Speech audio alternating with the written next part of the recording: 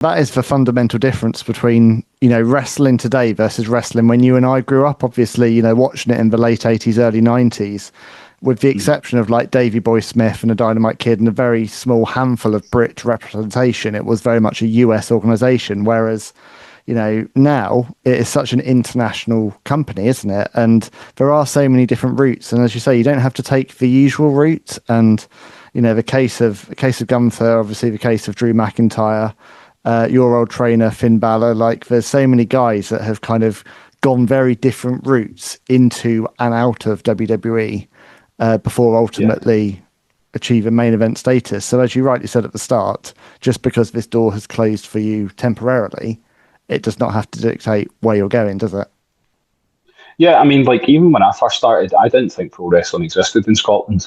Like, I was shocked when I found out there was a training school 20 minutes away from myself. Like, I was going through, like, I wouldn't say a midlife crisis because I was 21 at the time, but it was just like, I don't really know what I want to do with life.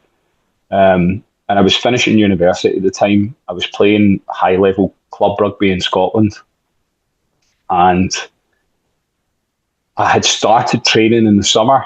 Basically, with long story short, Jackie Polo is like, he's been one of my best friends since I was 5 years old. So I've known him a long time.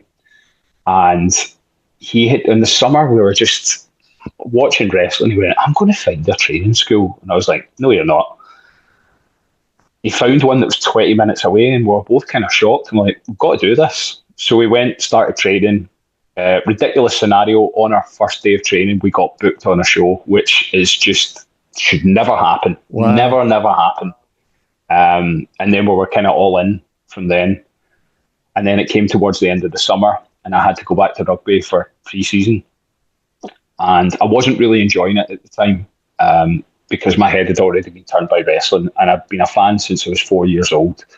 I was like, I think it's time to give this a crack.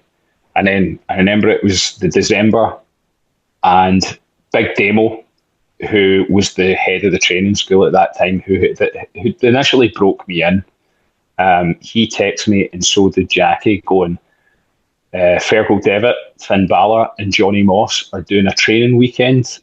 I think it was just like the weekend before Christmas. And I went, I'm in. And I had to call my coach up at rugby, and I went, look, I'm probably not going to finish the season out. Is there any way we can come to some agreement? And he was like, yeah, sure. Because I was sitting on the bench, and I'm not a bench player. I was younger at the time. In my position, a lot of people were older and experienced because you needed to be. And I was just like, I'm going to go be a pro wrestler. And there was a moment's silence, and he went, pro wrestler? And he went, just kind of chuckled and went, well, good luck with that. And I was like, no problem. And that was fine. And from that moment on, I was all in. So there wasn't this clear pathway to WWE like there kind of is now with the NIL, athlete recruitment, and then being an independent.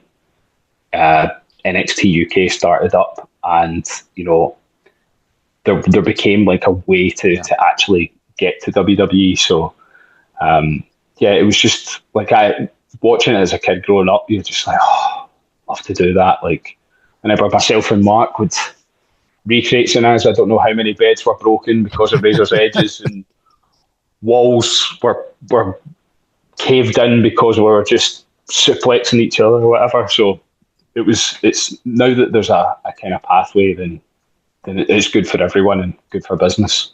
It's funny because I think all fans of our era kind of fall into one of two camps. You either want to be a wrestler or you want to work in wrestling. So like I never ever aspired to be a wrestler, but from the age of like 6, I wanted to write for WWF magazine. So like I could never see myself in the ring, but I could see myself at ringside, either taking the photos or with a notepad. And we all end up finding our way into the world of wrestling eventually, because it is this intoxicating world, isn't it? But once you're in it, you're in it for life.